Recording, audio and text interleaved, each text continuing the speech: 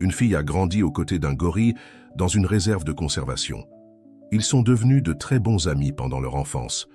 Des années plus tard, elle décide de retrouver son ami gorille dans la jungle. Ce qui s'est passé a effrayé tous les scientifiques. Avant d'écouter cette histoire émouvante, n'oubliez pas de vous abonner à la chaîne. Le soleil venait à peine de se lever lorsque Amélie se réveilla au son familier qui résonnait dans la réserve. Les grognements doux et les mouvements caractéristiques des gorilles avaient toujours été son premier souvenir de chaque matin depuis qu'elle en avait conscience.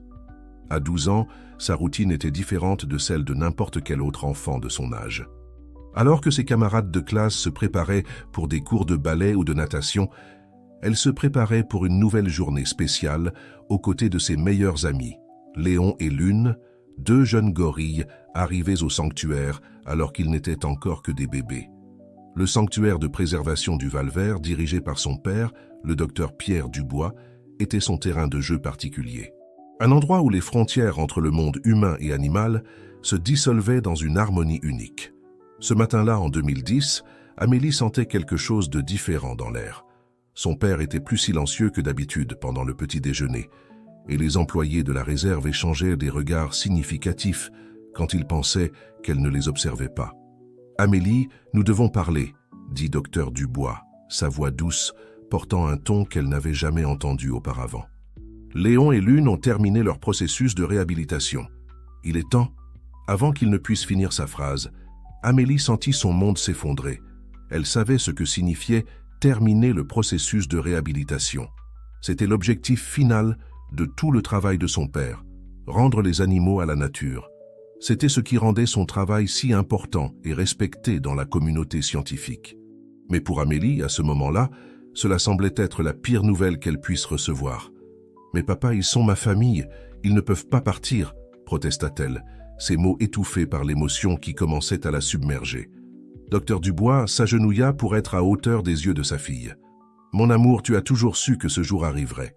Léon et Lune ont besoin de vivre en liberté, de former leur propre famille, de suivre le cours naturel de leur vie.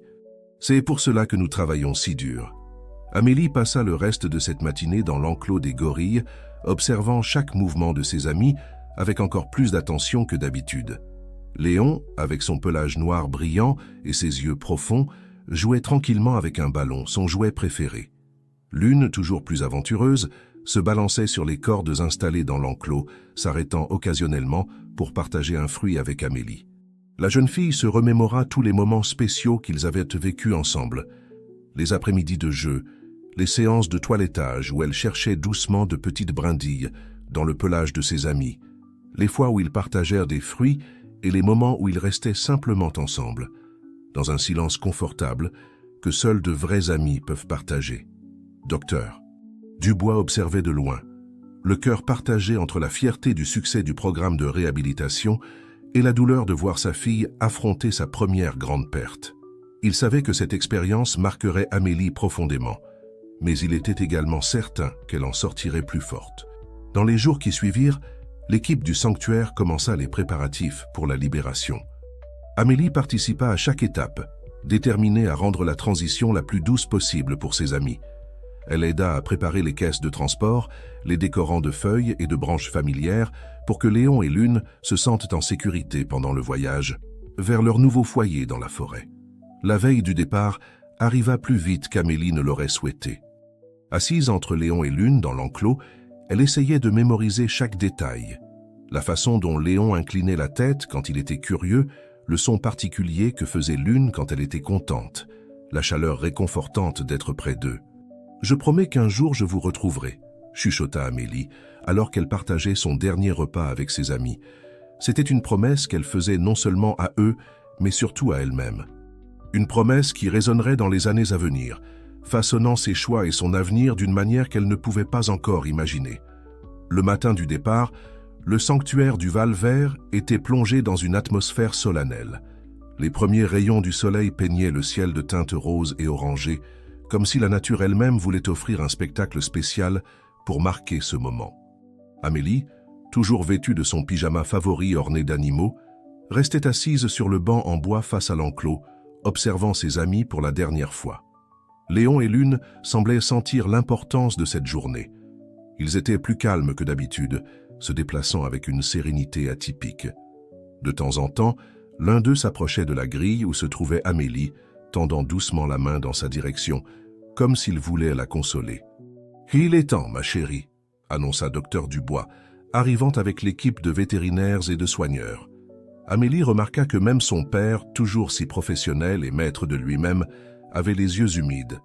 Le processus de préparation pour le transport fut exécuté avec une précision méticuleuse. Les vétérinaires administrèrent un léger sédatif pour maintenir les gorilles calmes pendant le voyage, tandis que l'équipe de gestion préparait les caisses de transport spécialement conçues pour garantir le confort et la sécurité des animaux. Amélie insista pour accompagner chaque étape. Elle aida à garnir les caisses de paille fraîche et plaça quelques-uns des jouets préférés de Léon et Lune avec eux, de petits objets qui serviraient de derniers souvenirs de leur temps passé ensemble au sanctuaire.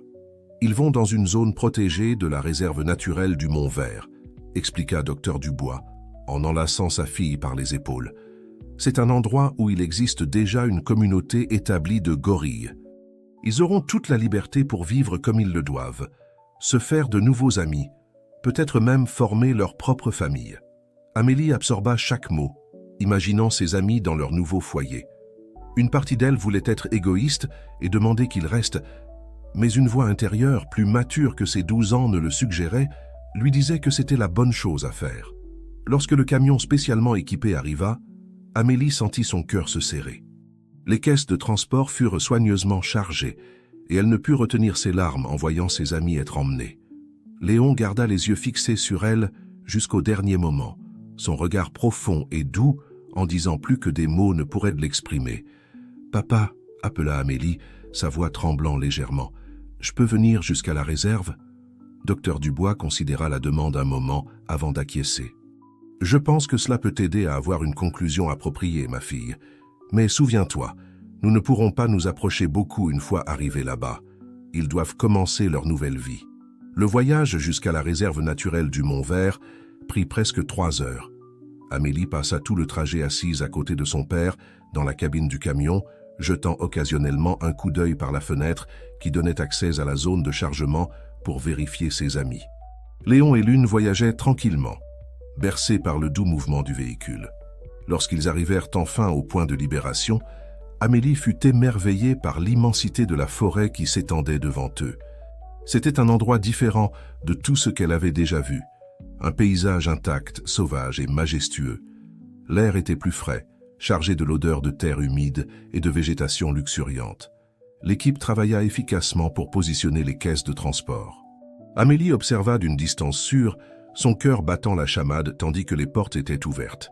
D'abord, Lune émergea, hésitante mais curieuse, ses yeux parcourant le nouvel environnement. Ensuite, Léon sortit, sa posture imposante contrastant avec la délicatesse avec laquelle il explorait le territoire. Pendant un bref moment, les 2 gorilles regardèrent dans la direction d'Amélie, comme s'ils lui disaient adieu une dernière fois.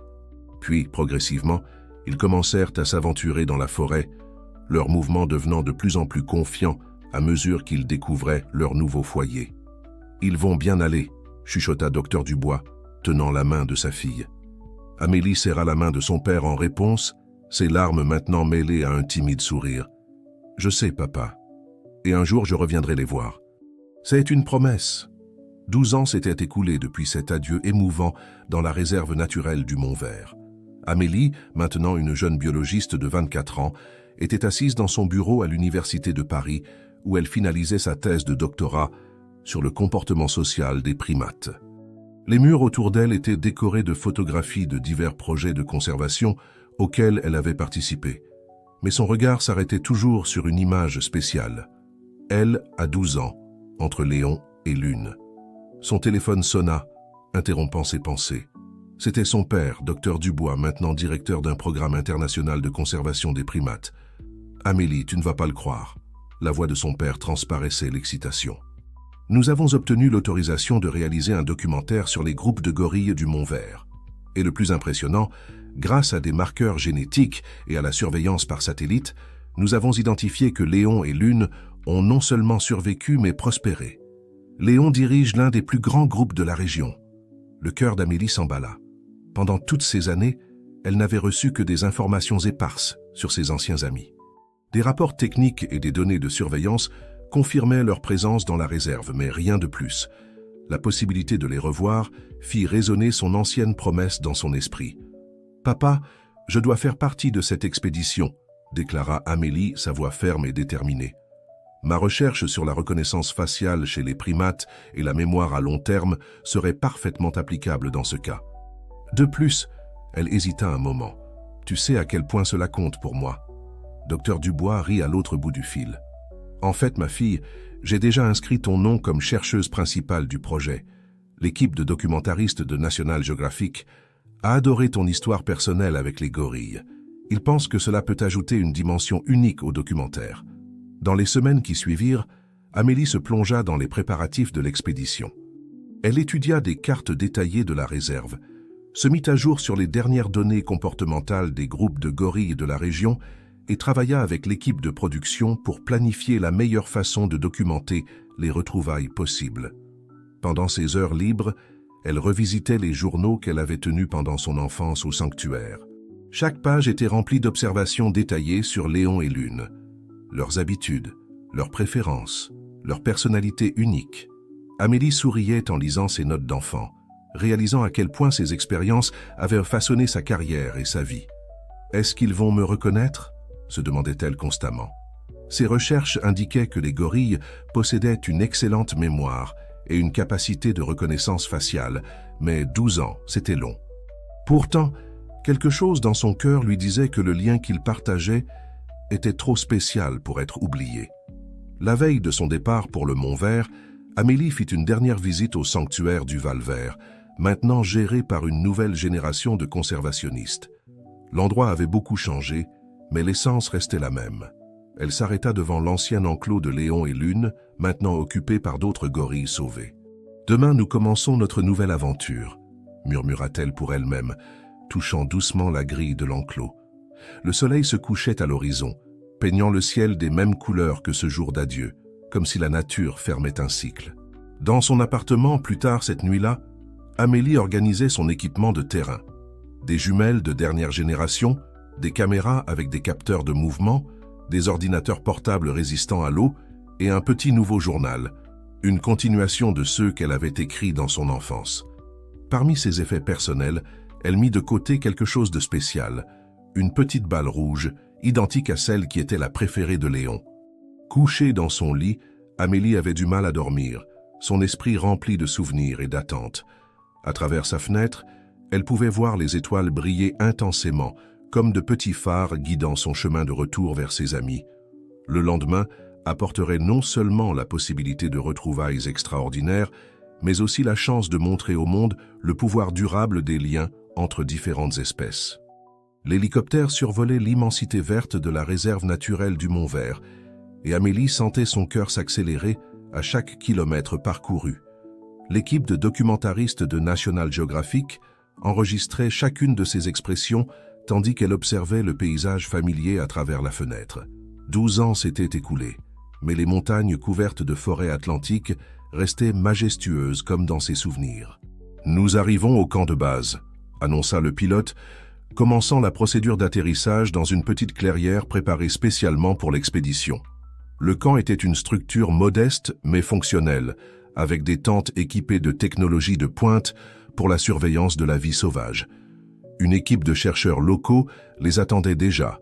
Parmi eux se trouvait Marie Leclerc, la principale spécialiste du suivi des gorilles de la réserve.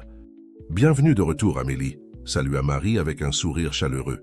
« Nous avons des nouvelles excitantes. Le groupe de Léon a été aperçu il y a 2 jours, à environ 5 km au nord d'ici.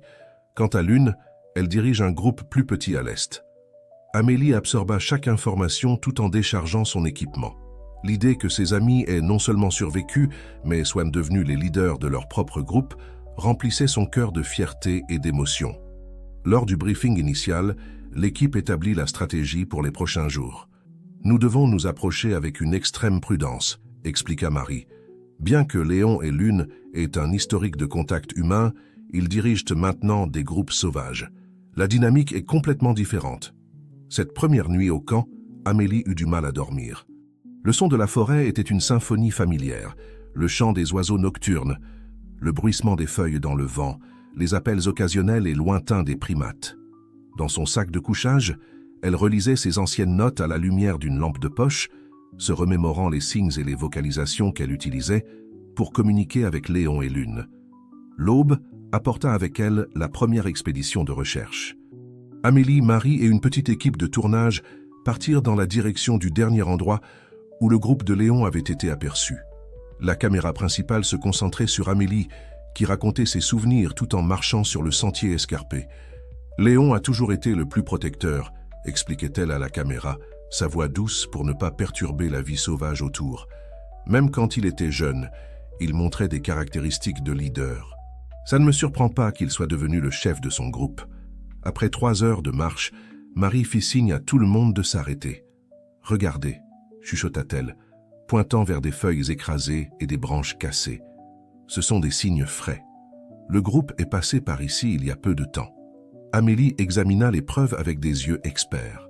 Ses années d'études et de recherche avaient affiné ses connaissances, mais c'était son cœur qui battait plus fort à chaque nouveau signe. Suivant la piste, l'équipe avança avec une prudence redoublée. C'est alors qu'ils l'entendirent, un son grave et familier. L'appel caractéristique d'un gorille mâle dominant. Amélie se figea, ses mains tremblant légèrement, tandis qu'elle ajustait ses jumelles. À travers les lentilles, elle le vit enfin. Un imposant gorille à dos argenté, assis majestueusement dans une clairière proche, entouré de son groupe. « C'est lui », murmura Amélie, sa voix étranglée par l'émotion. « C'est Léon ».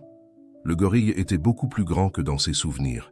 Son pelage noir maintenant mêlé de mèches argentées sur le dos, marque caractéristique des mâles adultes dominants. Il surveillait son groupe avec une dignité naturelle, exactement comme Amélie l'avait toujours imaginé. L'équipe de tournage capturait chaque moment, mais Amélie remarquait à peine leur présence. Ses yeux étaient fixés sur son ancien ami, étudiant chaque mouvement, chaque geste. 12 ans s'étaient écoulés, mais quelque chose dans ce regard restait le même, la même gentillesse qu'elle avait connue au sanctuaire. Suivant le protocole d'approche, l'équipe maintint une distance de sécurité. Amélie savait qu'il ne pouvait pas risquer de perturber le groupe ou d'interférer avec sa dynamique naturelle. Pourtant, son cœur aspirait à un signe, n'importe quelle indication que Léon gardait aussi les souvenirs de leur temps passé ensemble. Comme s'il répondait à ses pensées, l'imposant gorille tourna la tête dans sa direction. Leurs regards se croisèrent à travers la végétation, et pendant un bref instant, le temps sembla s'arrêter. Amélie retint sa respiration, sentant des larmes silencieuses couler sur son visage. Ce n'était que le premier jour de l'expédition, et il y avait déjà tant à traiter, tant à ressentir. Amélie savait que les prochains jours seraient intenses, remplis de découvertes et d'émotions. Alors qu'elle observait Léon avec son groupe, une certitude grandissait dans son cœur. Certaines connexions sont vraiment éternelles, transcendant le temps, la distance et même les barrières entre les espèces. Les jours qui suivirent, la première observation de Léon furent intenses pour l'équipe de recherche et de documentation. Amélie partageait son temps entre des observations minutieuses du groupe de gorilles, l'analyse des données comportementales et des interviews pour le documentaire. Chaque moment était précieux, chaque observation potentiellement révolutionnaire pour le domaine de la primatologie. Un matin, alors que la brume flottait encore sur la forêt, Amélie décida de s'approcher un peu plus du groupe de Léon. Accompagnée seulement de Marie et d'un caméraman expérimenté dans les tournages de la vie sauvage, elle avança silencieusement à travers la végétation dense. « Rappelez-vous, » chuchota Marie, « nous ne pouvons pas interférer directement. Observez, mais maintenez la distance de sécurité. » Amélie acquiesça, son cœur battant fort dans sa poitrine. Elles arrivèrent à une petite élévation qui offrait une vue privilégiée sur la clairière où le groupe de Léon avait l'habitude de se rassembler le matin. Ils étaient là, environ 20 gorilles de différents âges, engagés dans leurs activités matinales. Léon était assis un peu à l'écart, observant attentivement son groupe. Amélie l'observa à travers ses jumelles, notant comment il intervenait occasionnellement dans de petites disputes entre les membres plus jeunes, toujours avec une présence calme et autoritaire. Soudain, un jeune gorille s'approcha de Léon en portant quelque chose dans ses mains. Amélie ajusta la mise au point de ses jumelles et sentit son souffle se couper. C'était une balle rouge. incroyablement semblable à celle avec laquelle Léon jouait au sanctuaire. « Impossible !» murmura Amélie, passant les jumelles à Marie. « C'est une coïncidence remarquable !» commenta Marie, tout aussi surprise. Peut-être a-t-elle été laissée par un chercheur précédent. Amélie observa, fascinée, tandis que Léon prenait la balle des mains du jeune gorille. Pendant un moment, l'imposant leader sembla contempler l'objet, le faisant tourner dans ses grandes mains. Puis, à l'étonnement de tous les présents, il commença à jouer avec la balle exactement comme il le faisait des années auparavant, la lançant en l'air et la rattrapant avec adresse. « Il se souvient », chuchota Amélie, les larmes aux yeux. D'une certaine façon, il se souvient. Le caméraman capturait chaque seconde de ce moment extraordinaire, tandis que Marie prenait des notes frénétiquement. Amélie, cependant, était complètement absorbée par la scène devant elle. Voir Léon jouer avec la balle rouge était comme assister à un écho du passé, un pont entre ses souvenirs d'enfance et le présent. Encouragée par cette démonstration de mémoire, Amélie décida de tenter quelque chose de risqué. Avec une extrême prudence, elle émit un doux son guttural, une vocalisation qu'elle utilisait pour attirer l'attention de Léon quand ils étaient le plus jeunes. L'effet fut immédiat. Léon arrêta de jouer, sa tête tournant rapidement dans la direction du son. Ses yeux scrutèrent la végétation jusqu'à trouver Amélie. Pendant un long moment, gorille et humaine se regardèrent, séparés par la distance physique, mais unis par une connexion qui défiait le temps et la logique. « Amélie, attention !» alerta Marie dans un murmure tendu. « Nous ne pouvons pas prévoir comment il va réagir. » Mais Amélie entendait à peine. Son attention était entièrement focalisée sur Léon, qui se levait maintenant lentement. Le groupe de gorilles était en alerte, observant leur leader avec curiosité. Léon fit quelques pas en direction d'Amélie, tenant toujours la balle rouge. Puis, à l'étonnement de tous, Léon fit quelque chose d'extraordinaire. Il posa la balle au sol et, d'un mouvement doux, la poussa vers Amélie. La balle roula sur quelques mètres avant de s'arrêter dans la végétation basse. « Il nous invite à nous approcher ?» demanda Marie, incrédule. Amélie sentit son cœur s'emballer. Ce geste était plus qu'elle n'aurait pu espérer, plus que n'importe quel protocole de recherche n'aurait pu prévoir. C'était une reconnaissance, un pont tendu entre deux mondes. Avec des mouvements lents et délibérés, Amélie commença à s'approcher. Marie et le caméraman la suivirent, tendus mais émerveillés. À quelques mètres de distance, Amélie s'arrêta et s'accroupit, ramassant la balle rouge. Léon l'observait attentivement, son regard profond et intelligent fixé sur elle. « Salut, vieille amie », dit doucement Amélie, sa voix étranglée par l'émotion. « Tu te souviens de moi ?» Comme pour répondre à sa question, Léon émit un son bas et doux, un son qu'Amélie reconnut immédiatement comme celui qu'il faisait quand il était heureux et détendu au sanctuaire. À ce moment-là, dans les profondeurs de la forêt du Mont Vert, humains et gorilles partagèrent quelque chose de rare et précieux, des retrouvailles qui transcendaient les barrières entre espèces, un témoignage vivant du pouvoir durable des liens formés dans l'enfance. Amélie savait que ce moment changerait à jamais non seulement sa vie et sa recherche, mais potentiellement tout le domaine d'études sur la cognition et la mémoire chez les primates. Mais à cet instant, tout ce qui importait était le regard de reconnaissance dans les yeux de son vieil ami Léon. Les jours qui suivirent les retrouvailles avec Léon furent un tourbillon d'émotions et de découvertes pour Amélie et toute l'équipe. La vidéo du moment où Léon reconnut Amélie et poussa la balle dans sa direction devint virale sur les réseaux sociaux, attirant l'attention de la communauté scientifique internationale et du grand public. Ce qui devait être simplement un documentaire sur la vie des gorilles dans la réserve s'était transformé en quelque chose de bien plus grand. Amélie se retrouva au centre d'un débat scientifique passionné. De nombreux chercheurs remettaient en question la validité de la reconnaissance de Léon, arguant qu'il pouvait s'agir d'une simple coïncidence ou d'une interprétation trop anthropomorphique du comportement animal. D'autres, en revanche, voyaient l'événement comme une preuve fascinante de la capacité de mémoire à long terme des gorilles et des liens émotionnels qu'ils peuvent former avec les humains. Au milieu de toute cette agitation, Amélie garda son focus sur la recherche. Elle partageait désormais son temps entre les observations du groupe de Léon et la recherche de Lune, dont la localisation exacte n'avait pas encore été déterminée. Un matin, en revoyant les images de la veille avec Marie, Amélie remarqua quelque chose d'intriguant. « Regardez ça », pointa-t-elle sur l'écran, où l'on voyait Léon interagir avec une femelle gorille plus âgée. Voyez comment elle se comporte. Ce n'est pas typique d'une femelle subordonnée. Marie observa attentivement. Vous avez raison. Elle semble avoir une position de respect dans le groupe, presque comme une conseillère. Cette découverte amena l'équipe à théoriser sur la complexité des structures sociales des gorilles, qui allait être bien au-delà de la simple hiérarchie de dominance qu'on croyait auparavant. Amélie commença à documenter méticuleusement ces interactions, voyant des parallèles fascinants avec les dynamiques sociales humaines. Pendant ce temps, la recherche de Lune se poursuivait. Les équipes de pistage rapportaient des observations sporadiques de son groupe à l'est, mais chaque fois qu'Amélie et l'équipe de tournage arrivaient sur les lieux, ils ne trouvaient que des traces. « C'est comme si elle nous évitait », commenta Amélie frustrée, après une nouvelle tentative infructueuse. Ce fut lors d'une de ces recherches que l'équipe affronta son premier grand défi. En traversant un ruisseau, l'un des assistants de recherche glissa sur une pierre, se tordant gravement la cheville. La situation devint rapidement critique, car ils étaient à plusieurs heures de marche du camp de base. Amélie prit les choses en main, organisant une équipe pour improviser une civière avec des branches et des vêtements, tandis que d'autres préparaient un campement temporaire.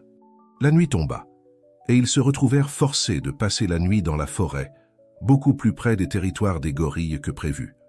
Au milieu de la nuit, Amélie fut réveillée par des bruits de mouvement dans la végétation environnante. Son cœur s'accéléra en réalisant qu'ils étaient entourés par un groupe de gorilles, pas celui de Léon, mais un autre qu'elle ne reconnaissait pas. « Tout le monde, restez calme », chuchota-t-elle à l'équipe qui se réveillait effrayée. « Ne faites pas de mouvements brusques. » Les minutes qui suivirent furent tendues. Les gorilles, curieux, circulaient autour du campement, s'approchant occasionnellement pour examiner les objets et les personnes étranges. Amélie observait attentivement, cherchant des signes d'agressivité, mais notant principalement de la curiosité dans les yeux des animaux. C'est alors qu'elle la vit, une femelle gorille au port majestueux, menant le groupe avec une présence qui lui était étrangement familière. Quand leurs regards se croisèrent, Amélie ressentit une vague de reconnaissance. « Lune » murmura-t-elle, n'en croyant pas ses yeux. La gorille inclina légèrement la tête, dans un geste qu'Amélie se rappelait si bien de son enfance. C'était Lune, sa vieille amie, maintenant une leader imposante de son propre groupe. À ce moment surréaliste, entourée de gorilles sauvages au cœur de la forêt, Amélie sentit qu'elle était au seuil d'une découverte monumentale. Le comportement de Lune et de son groupe défiait de nombreuses théories établies sur les structures sociales des gorilles, en particulier concernant le leadership féminin. Alors que le soleil commençait à se lever, illuminant cette scène extraordinaire, Amélie comprit que son travail ne faisait que commencer. Les retrouvailles avec Léon et maintenant avec Lune n'étaient pas la fin de son voyage, mais le début d'une nouvelle phase passionnante de recherche et de découverte. Tandis que les gorilles s'éloignaient lentement avec les premiers rayons du soleil, Amélie se fit une promesse silencieuse. Elle utiliserait cette opportunité unique non seulement pour faire avancer les connaissances scientifiques, mais aussi pour promouvoir une compréhension plus profonde et empathique entre les humains et nos parents primates. Dans les semaines qui suivirent la rencontre nocturne avec Lune et son groupe, l'expédition prit un nouvel élan. Amélie, partageant maintenant son temps entre les observations des groupes de Léon et de Lune, commença à remarquer des schémas et des comportements qui défiaient beaucoup de ce que l'on savait sur la vie sociale des gorilles à l'état sauvage. Un matin, en observant le groupe de Lune, Amélie remarqua quelque chose d'extraordinaire. Lune semblait enseigner des techniques de fourrage aux membres les plus jeunes du groupe. Elle démontrait comment éplucher certains fruits et comment identifier les feuilles les plus nutritives, avec une patience et une méthodologie qui rappelaient beaucoup les séances d'entraînement au sanctuaire. « C'est incroyable », murmura Amélie à Marie qui filmait la scène. Elle applique des comportements appris au sanctuaire pour bénéficier à tout le groupe. Cette découverte soulevait des questions fascinantes sur la capacité des gorilles à adapter les connaissances acquises en captivité à la vie sauvage, et comment cela pourrait influencer l'évolution comportementale de toute une communauté. Pendant ce temps, les observations du groupe de Léon révélaient une structure sociale étonnamment complexe. Ce qui semblait initialement être une hiérarchie traditionnelle dominée par un mâle alpha était en réalité un système de leadership partagé. Léon, bien que clairement le leader, consultait fréquemment d'autres membres du groupe, en particulier les femelles plus âgées, avant de prendre des décisions importantes. Un jour, lors d'une session d'observation, Amélie remarqua quelque chose qui la laissa bouche bée. Léon utilisait un bâton pour atteindre des fruits sur une branche haute. Une démonstration claire d'utilisation d'outils, un comportement rarement observé chez les gorilles sauvages. « Il a appris ça au sanctuaire », expliqua Amélie à la caméra, contenant à peine son excitation. « Nous avions l'habitude de cacher des fruits dans des endroits élevés pour stimuler la résolution de problèmes. Léon a toujours été le plus créatif pour trouver des solutions. Ces découvertes non seulement enrichissaient le documentaire, mais redéfinissaient également la compréhension scientifique de l'intelligence et de l'adaptabilité des gorilles. » Amélie passa des nuits blanches à analyser les données et à rédiger des articles préliminaires pour publication. Cependant, tout n'était pas rose. La présence prolongée de l'équipe de recherche et de tournage commençait à attirer une attention indésirable. Des touristes et des curieux, inspirés par les nouvelles qui avaient filtré sur les retrouvailles miraculeuses, tentaient de s'approcher de la zone d'étude, mettant en danger à la fois la sécurité des gorilles et l'intégrité de la recherche. Amélie se retrouva au centre d'un dilemme éthique. D'un côté, les découvertes qu'il faisait étaient révolutionnaires et pouvaient contribuer significativement aux efforts de conservation. De l'autre, l'exposition croissante pouvait nuire au bien-être des gorilles, même qu'elle voulait en protéger. Un soir, assise autour du feu de camp avec l'équipe, Amélie exprima ses inquiétudes. « Faisons-nous la bonne chose ?» demanda-t-elle, sa voix chargée de doute.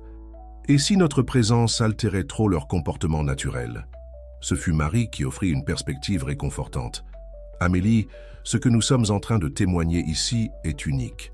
Oui, notre présence a un impact, mais les connaissances que nous acquérons peuvent être cruciales pour la protection non seulement de ces groupes, mais de tous les gorilles. » La conversation se prolongea tard dans la nuit, l'équipe débattant des pour et des contre de leur mission.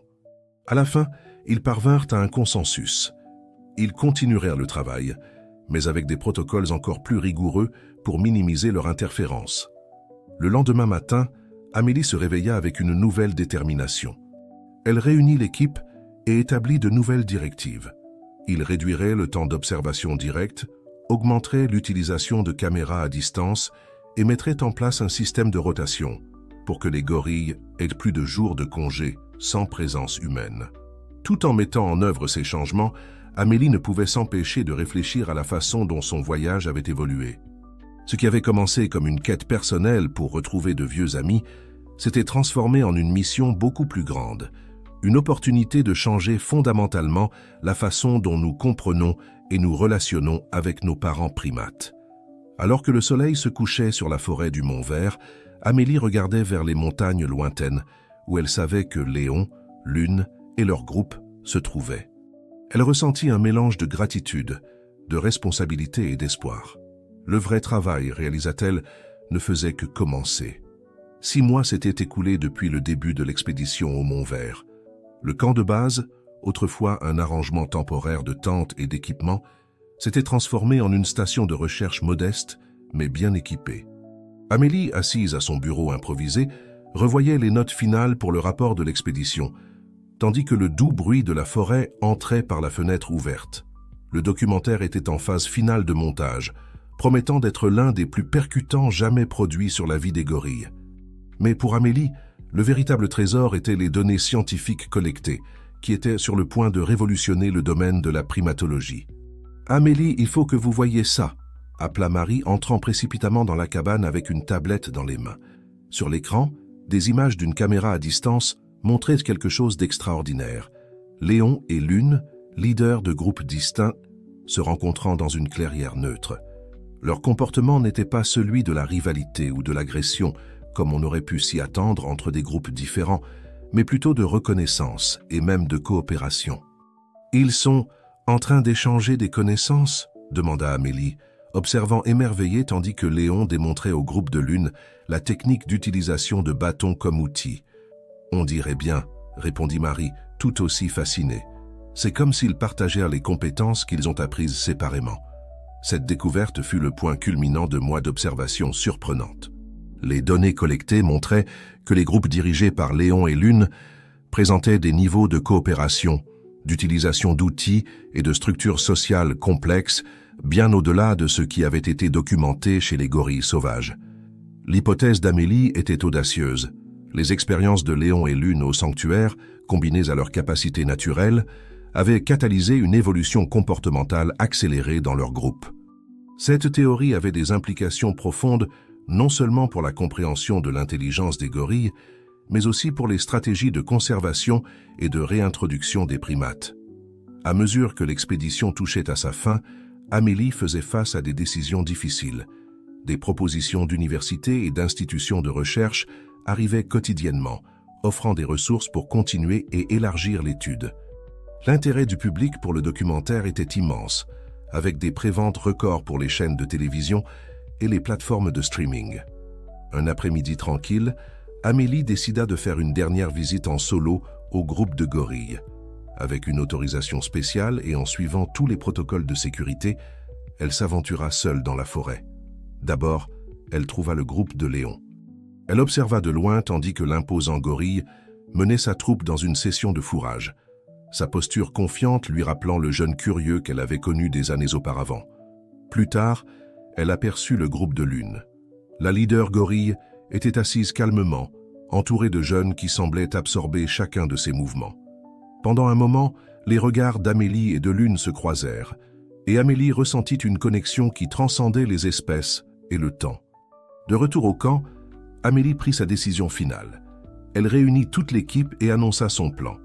Ils allaient établir une fondation dédiée à la recherche et à la conservation des gorilles, avec un focus spécial sur la région du Mont Vert. L'objectif serait de poursuivre les études à long terme, mais avec une approche encore plus prudente et non invasive. « Ce que nous avons découvert ici n'est que le début », dit Amélie, sa voix pleine d'émotion et de détermination. « Nous avons la responsabilité de protéger non seulement ces gorilles, mais aussi les connaissances qu'ils peuvent nous offrir sur l'intelligence, la société et l'évolution elle-même. » Dans les jours qui suivirent, tandis que l'équipe démontait le camp et se préparait à partir, Amélie réfléchissait à son voyage. Ce qui avait commencé comme une quête personnelle de reconnexion s'était transformé en quelque chose de beaucoup plus grand.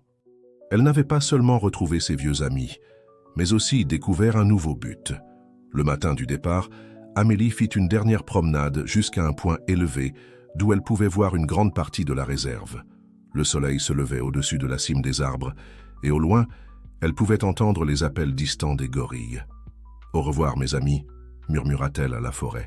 « Nous continuerons à prendre soin les uns des autres, même de loin. » Alors qu'elle se retournait pour partir, Amélie ressentit une profonde certitude.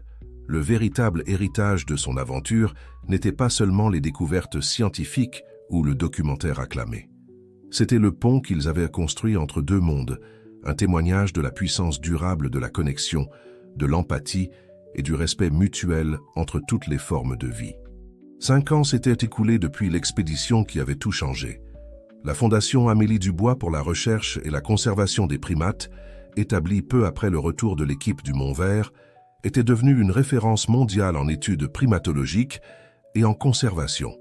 Le modeste camp d'autrefois avait laissé place à un centre de recherche de pointe, harmonieusement intégré au paysage de la réserve. Amélie, maintenant âgée de 29 ans, partageait son temps entre des conférences à travers le monde, la gestion de la fondation et, dès que possible, des périodes d'observation dans la forêt.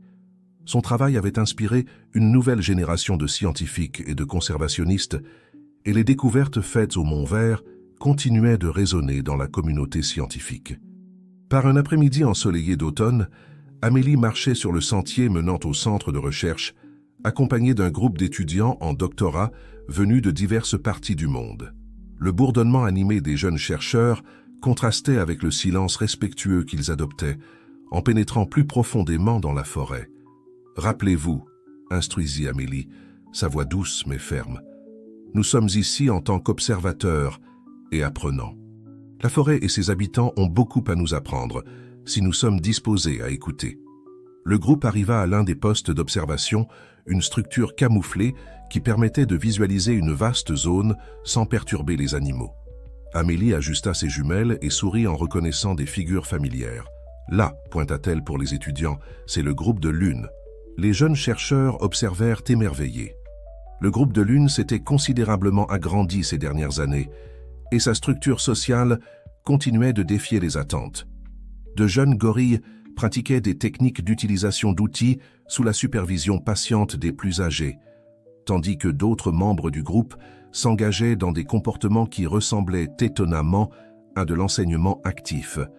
Ce que nous voyons ici, expliqua Amélie, est le résultat de générations d'apprentissage et d'adaptation. Lune et Léon ont apporté des connaissances du sanctuaire, mais ce que nous voyons maintenant va bien au-delà. Nous sommes témoins d'une évolution culturelle en temps réel. Les recherches menées par la Fondation avaient révélé que les comportements innovants, observés initialement dans les groupes de Léon et Lune, se propageaient à d'autres groupes de gorilles de la région. C'était comme si une vague d'innovation balayait la forêt, propulsée par l'intelligence et l'adaptabilité de ces primates extraordinaires. Plus tard dans la soirée, assise dans son bureau au centre de recherche, Amélie examinait les dernières données collectées. Les caméras de surveillance non invasives, développées spécialement pour le projet, capturaient des moments intimes de la vie des gorilles sans aucune interférence humaine. Une séquence d'images attira son attention. Elle montrait Léon maintenant avec des mèches argentées encore plus proéminentes, interagissant avec un jeune gorille. Avec un sursaut d'émotion, Amélie reconnut le jeune animal. C'était le fils de Lune, né quelques années après le début du projet. Les images montraient Léon démontrant patiemment aux jeunes comment utiliser un bâton pour extraire des fourmis d'une fourmilière. Ce qui rendait la scène encore plus extraordinaire était que ce comportement spécifique, pêcher des fourmis avec des outils, n'était pas originellement pratiqué par les gorilles, étant plus commun chez les chimpanzés. Il dépasse des limites dont nous ne connaissions même pas l'existence, murmura Amélie pour elle-même émerveillée. Le travail de la Fondation allait bien au-delà de la simple observation. En collaboration avec les communautés locales, ils avaient mis en place des programmes d'éducation environnementale et de développement durable. La réserve du Mont Vert était devenue un modèle de coexistence harmonieuse entre les humains et la vie sauvage. Cependant, tout n'était pas rose. La renommée croissante de la réserve et ses découvertes révolutionnaires attiraient un intérêt pas toujours bénéfique. Amélie et son équipe luttaient constamment contre les tentatives d'exploitation commerciale de la zone et contre le tourisme prédateur. Lors d'une visioconférence avec des partenaires internationaux, Amélie défendait passionnément la nécessité d'étendre la zone protégée. Ce que nous avons découvert ici ne concerne pas seulement les gorilles. Il s'agit du potentiel de la vie, de la complexité des relations entre les espèces et les écosystèmes. Protéger le Mont Vert signifie protéger un laboratoire vivant d'évolution et d'adaptation. À mesure que la nuit tombait sur la forêt, Amélie sortit pour une promenade solitaire. L'air était imprégné des sons et des odeurs de la jungle nocturne. Elle s'arrêta dans une petite clairière et regarda le ciel étoilé, réfléchissant au chemin qui l'avait menée jusqu'ici. Soudain, un son familier brisa le silence, l'appel grave et résonnant d'un gorille mâle. Amélie sourit, reconnaissant la voix de Léon. C'était comme si son vieil ami lui disait bonne nuit. À ce moment-là, Amélie ressentit profondément l'interconnexion de toutes choses. Son parcours personnel, les vies des gorilles, la santé de la forêt, l'avenir de la conservation, tout était entrelacé dans une toile complexe et belle. Tandis qu'elle retournait au centre de recherche, Amélie fit une promesse silencieuse aux étoiles, à la forêt et à ses amis gorilles. Elle continuerait à être un pont entre les mondes, une voix pour ceux qui ne pouvaient pas parler pour eux-mêmes, et une gardienne des secrets et des merveilles que la nature avait encore à révéler. L'avenir, avec tous ses défis et ses possibilités, attendait. Et Amélie, tout comme Léon et Lune des années auparavant, était prête à mener le chemin vers une nouvelle aube de compréhension et de coexistence. Le soleil venait à peine de se lever lorsqu'Amélie fut réveillée par un appel urgent. C'était Marie, maintenant directrice des opérations de terrain de la Fondation. « Amélie, vous devez voir ça immédiatement !» La voix de Marie tremblait d'excitation. « Les caméras de la zone ont capturé quelque chose d'incroyable. » Quelques minutes plus tard, Amélie était dans le centre de surveillance, les yeux rivés sur les écrans qui montrèrent des images capturées pendant la nuit. Ce qu'elle vit lui coupa le souffle. Un groupe de gorilles, mené par celui qu'elle reconnut comme le fils aîné de Lune, utilisait des torches improvisées pour éclairer leur chemin à travers une partie dense de la forêt. Les torches, faites de branches avec des feuilles sèches attachées à l'extrémité, étaient clairement un outil créé et utilisé intentionnellement. C'est révolutionnaire, murmura Amélie, son esprit s'efforçant de traiter les implications. L'utilisation du feu, jusqu'alors considérée comme exclusive aux humains parmi les primates, était démontrée par des gorilles à l'état sauvage. Dans les jours qui suivirent, la découverte fut méticuleusement vérifiée et documentée. Amélie et son équipe observèrent, à travers des caméras et des observations prudentes à distance, comment le groupe n'utilisait pas seulement le feu pour l'éclairage, mais aussi pour repousser les prédateurs et même pour modifier leur environnement, créant de petites clairières. La nouvelle se répandit rapidement dans la communauté scientifique, suscitant autant d'enthousiasme que de controverses. Certains scientifiques remettaient en question l'authenticité des observations. D'autres arguaient que le comportement était le résultat d'une contamination par la présence humaine dans la réserve. Amélie se retrouva au centre d'un tourbillon médiatique et académique. Les interviews, les conférences et les débats se succédaient, tandis qu'elle luttait pour protéger à la fois l'intégrité de la recherche et le bien-être des gorilles. Au milieu de cette tourmente, un appel inattendu arriva. La Dr Jane Goodall, la légendaire primatologue, souhaitait visiter le Mont Vert personnellement pour témoigner des découvertes. La visite de la Dr Goodall fut un moment de validation et de réflexion profonde. Alors qu'elles observaient ensemble le groupe de gorilles de Lune, maintenant dirigé par sa progéniture, la scientifique vétérane partagea sa sagesse. « Ce que vous avez découvert ici, dit Goodall, ses yeux brillants d'émotion, ne concerne pas seulement les gorilles. Il s'agit de repenser notre relation avec le monde naturel, de comprendre que les lignes que nous traçons entre les espèces sont plus ténues que nous ne l'imaginions. » Inspirée par ces paroles, Amélie s'embarqua dans une nouvelle phase de sa recherche. Elle commença à explorer non seulement les capacités cognitives des gorilles, mais aussi les complexités de leur vie émotionnelle et sociale. Un jour, lors d'une séance d'observation, Amélie fut témoin de quelque chose qui toucha profondément son cœur. Léon, maintenant un gorille âgé, était assis seul dans une clairière. Lune, qui quittait rarement son propre groupe, s'approcha de lui. Pendant de longs moments, les deux vieux amis restèrent assis côte à côte, échangeant occasionnellement des regards et des touches douces. « Ils se souviennent », réalisa Amélie, les larmes aux yeux. Après toutes ces années, ils se souviennent encore de leur connexion, de leur histoire partagée.